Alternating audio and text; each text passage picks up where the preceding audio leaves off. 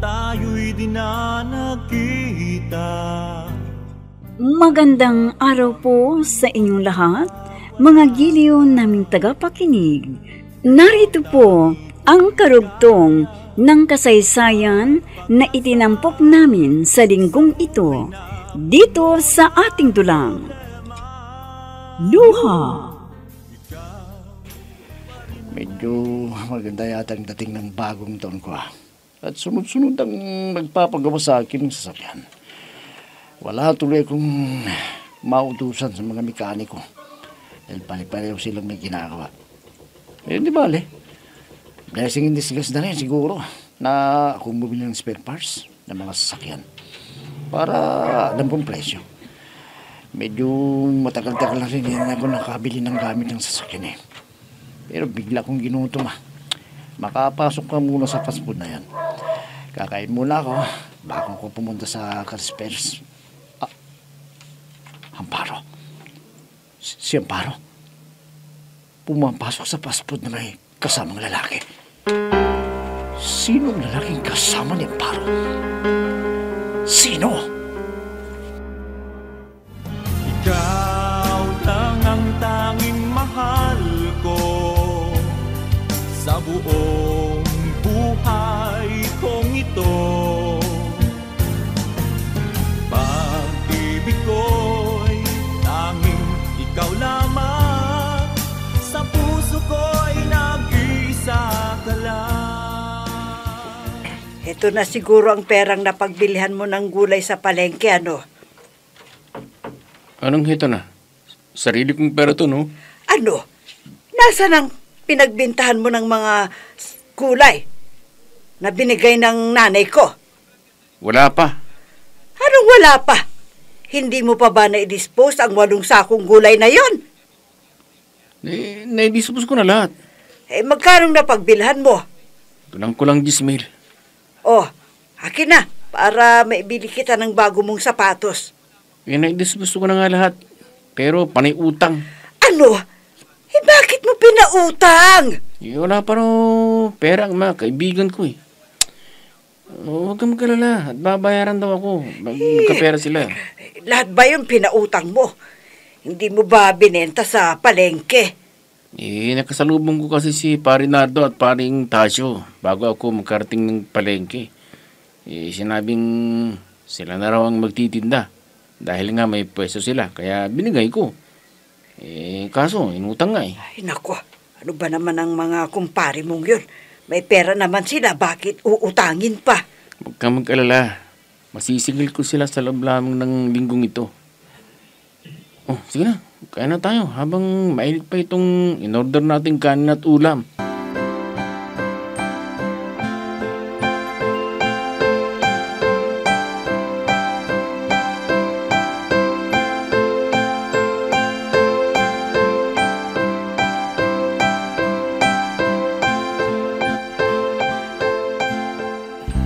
Lumalalim ng gabi. Bakit hindi ka pa naghanda ng plato sa lamesa? Kumakalam ng tiyan ko. Bakit? Kakain na ho ba tayo kahit wala pa si inay? Ha? Ang ibig mo sabihin wala na naman ang inay mo? Opo. Hindi ko nga ho siya nadatnan dito sa bahay. Kaninang pag-uwi ko galing eskwela.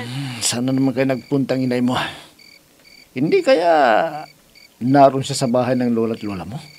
Duman nga po ako doon.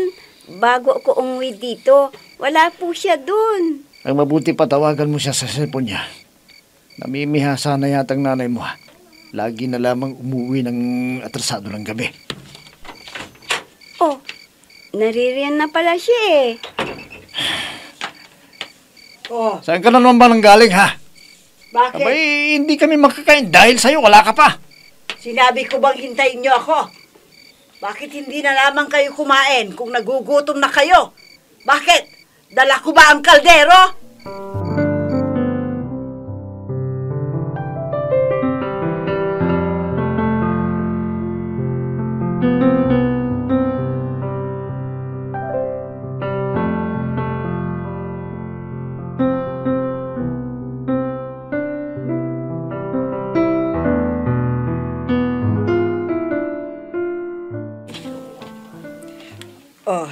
Nagustuhan mo ba ang lugar na to? Oo, maganda siya. Pero palagay ko mas gaganda ito kung may pera ako. Bakit? Wala ka na namang bang pera? Binigay ko sa mga anak ko eh. Alam mo naman, isa na ang kolehiyo ko at 2 ang high school ko. At yung bunso naman nasa elementary pa lang. Pero lagi namang humihingi sa akin ng pera. Teka, yung pinagbilhan mo ng gulay, hindi mo pa ba nasisingil? Hindi pa nga eh. Abot pala ng kunat sa pera ang mga kaibigan kong yun. Kung alam ko lang na hindi magbabayad agad hindi ko na sana ipinautang pa. Baka may konti kang pera dyan. Para sana sa anak ko ito eh. Bakit ka ba magbibigay sa anak mo? May ama naman siya. Iba rin kasi kung may naiaabot ako sa anak ko. Alam naman niyang may sarili akong pera.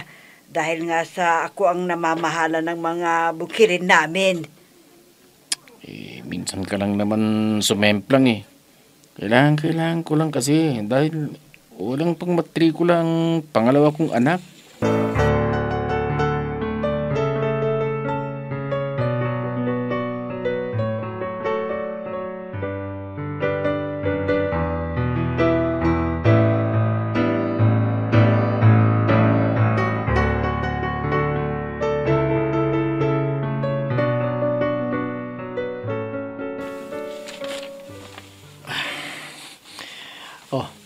Bihis na bihis ka.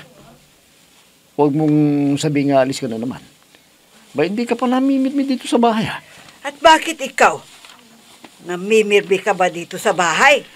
Lagi ka namang wala dito sa bahay Wala nga akong madalas dito sa bahay pero alam mo naman, naghanap buhay ako, hindi ba? Bakit? Kung hindi ba ako maghanap buhay, mabubuhay ba kayo ng komportable ng anak mo? Abay, huwag mong isumbat sa akin ang komportabling buhay na ibinibigay mo sa akin.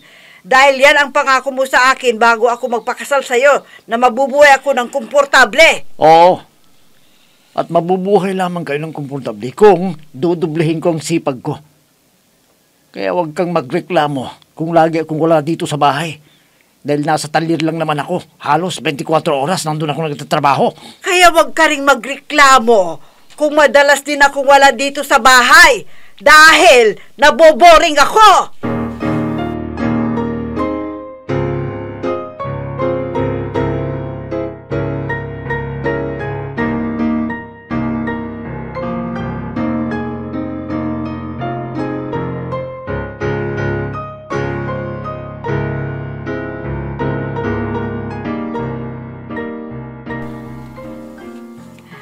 Ano? Umagang-umaga nag-away ang itay at inay mo.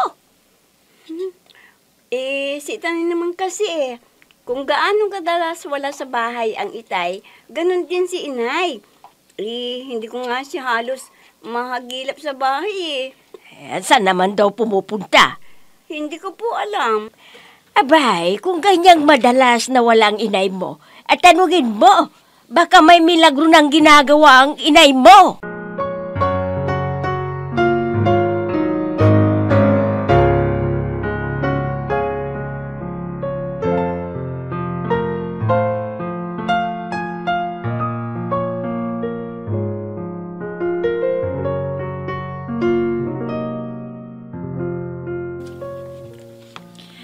Ang ganda-ganda naman ng resort na to.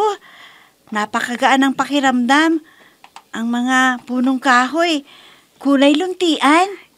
Pag-ari ito ng pinsan inay. Kaya labas-masok ako dito. Kaya pala, hindi ka nagbabayad ng pumasok tayo dito. Teka, hindi ba't ang inay mo yun? Ha? Ang inay? Nasaan? Ayun siya Naka-miniskirt at may ka-holding hands. Ang inay ko nga. At may ka-holding hands. Pero hindi naman si Itay ang ka-holding hands niya. Oh, hindi ba? Ang inay mo yun, Sabel? Hindi ang inay ko yun. Kamukha lamang niya siguro. Hindi naman nagmi-miniskirt ang inay ko Siguro nga. Kamukha lang ng inay mo yan. Teka, punta tayo sa tabing dagat para mag-enjoy naman tayo dito. Parang ang si inay ang nakita ni Alice. Pero may kasama siyang ibang lalaki. Ka-holding hands pa. Hindi. Kamukha lamang siguro ni Inaw yun.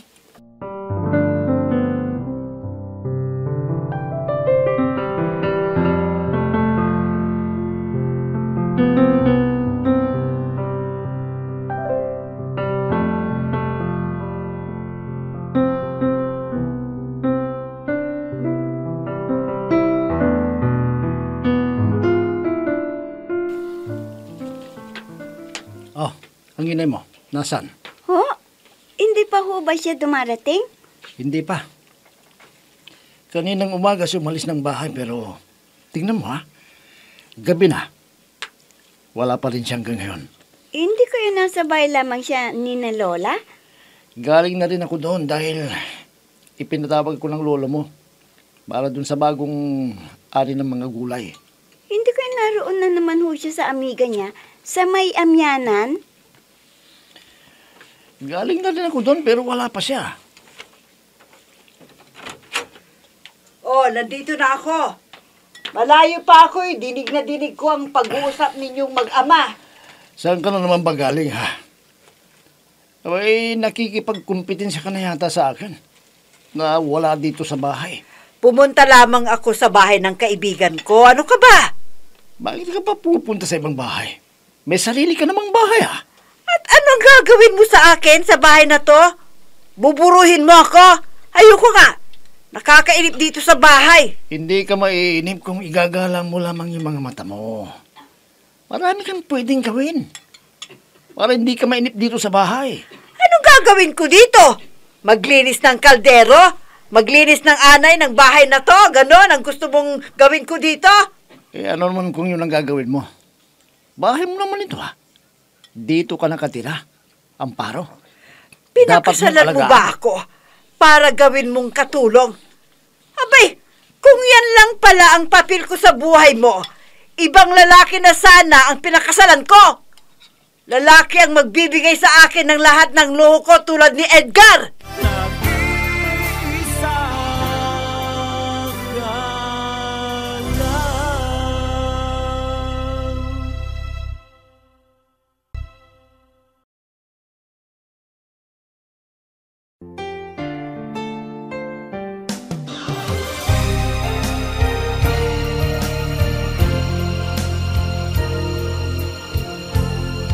Magmula nang tayo'y di na nagkita, nadama Hindi na kita mahintay na pumunta ng bahay, kaya pinatawag na kita. Ano nga bang pinagkakabalahan mo? At hindi mo man lamang kami mapasyalan ng itay mo sa bahay.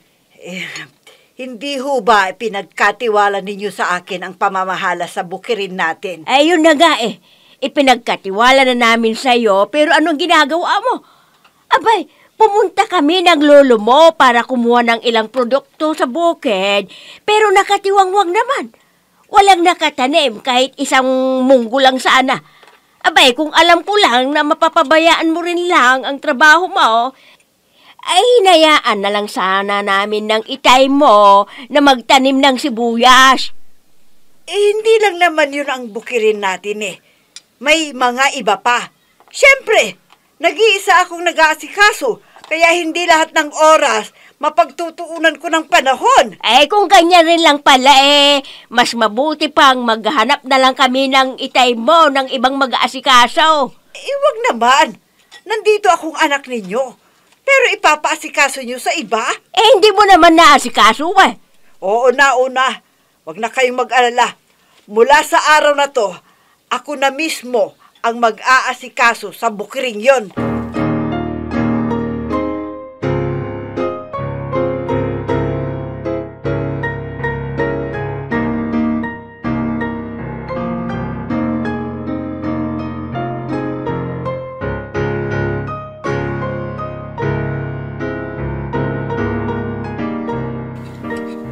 O ano? Nakita mo na ba yung car for rent shop na sinasabi ko sa'yo? Hindi pa. Pero huwag mo nang problemahin yan. Ako na ang bahalang didiskarte. Anong hindi ko po problemahin? Isa makalawa na ang senior prom ng anak mo. Ayokong lalabas na kawawang anak ko, no? Dahil ang sasakyan niya tricycle lang. Sinabi nang ako na bahala sa bagay na yan eh. Wala ka bang tiwala sa akin? Kailan ko ba kayong pinabayaang mag-iina? Lahat na nga ng luho mo binibigay ko. Paano naman kasi? Hanggang ngayon wala ka pang nababanggit kung may sasakyang maririntahan para sa anak mo. Abay, bigatin ang mga kaklase niya. Ayokong magmukhang kawawa ang anak ko sa special night na yon. Dahil minsan lamang dumaan yun sa buhay niya. Anong minsan lamang dadaan? May di mo naman siyang pagdaraanan at ipagdidiwang Iba yun. Iba rin ito. Dahil parehong mahalaga sa buhay ng anak ko ang dalawang okasyong ito.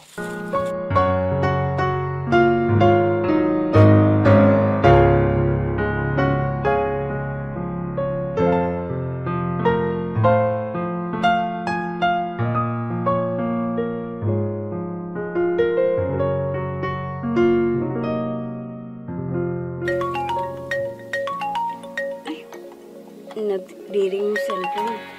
Sapitin ko na nga, baka si inay o si itay.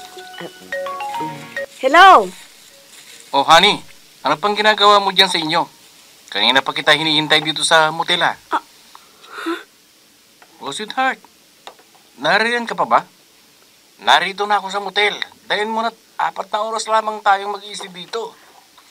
Sino ito? Bakit mo tinawag na sweetheart ang inay ko? Sino ka?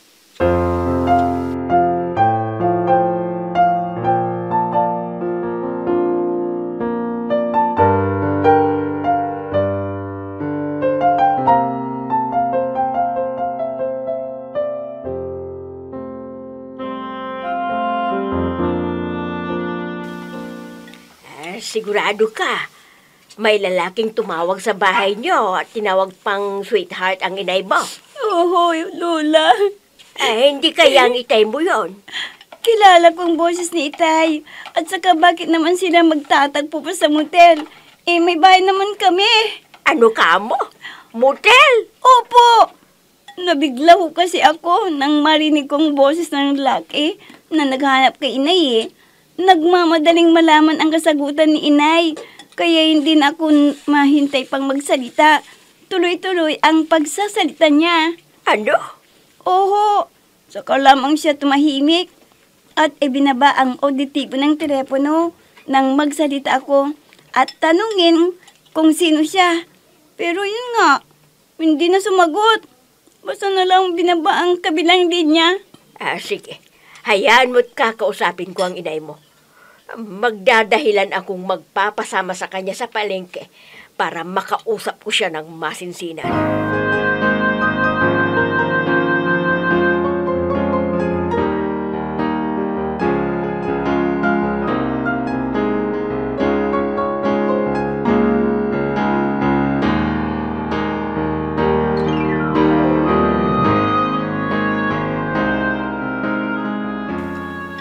Sabel! Inay, ano hong ginagawa ninyo dito sa school? Ano bang kabalbalan ang sinumbong mo sa lola mo, ha? Kinausap pa pala kayo ng lola. Oo. Ano bang pinagsasabi mo sa lola mo? At ang lakas ng loob mong isumbong mo ako sa lola mo. At kanino ang gusto niyong pagsumbungan ko, ha, inay? Kay itay? Magpasalamat ka't nandito tayo sa eskwelahan mo. Dahil kung hindi, kanina pa kita sinampal. Kayo naman kasi, bakit kayo nagpunta dito sa school? Hindi na ba ninyo ako mahintay na umuwi ng bahay? Lagi naman akong umuwi sa bahay ng tamang sa oras. Uy, kaya, gusto na lang akong masunong makausap para hindi marinig ng itay? Binabalaan kita, Sabel. Wag na wag mong mababanggit ang nakita mo sa itay mo. Ang lagoy ho ba, inay? Inaamin niyo na ho sa akin ngayon na may relasyon kayo ng lalaking tumawag sa bahay? Wala akong lalaki. Wala! Naintindihan mo? Nag-iisa ka lang.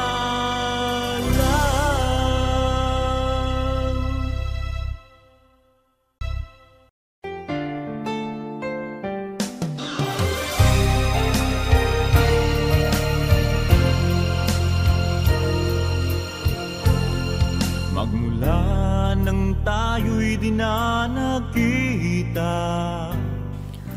Aaminin nga ba ni Amparo sa anak na may lalaking kalaguyo siya?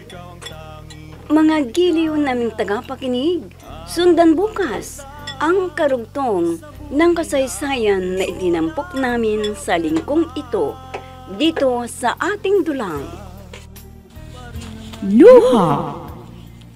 Mga nagbibigay buhay sa ating dula ay sina Mayra Abrehal Narnola, Susan Madikdeng, Robert De Guzman, Jun Cabato, Emma Dalope, Andrea Solar, Ami Diaz, at si Oscar Ora. Technical Supervision at Musika, Oscar Ora. Nilapatan ng tunog ni Robert De Guzman, Willie Francisco. Sa panulat at direksyon, Eva Alcoriza. Inihahandog sa inyo ng F3 Recording Studio para sa Pambansang Radyo ng Pilipinas, Bombo Radio, Philippines. Ang alaala nating di malilimutan, kay sarap ng ating suyuan. Lagi kong natatandaan, maligayang araw nating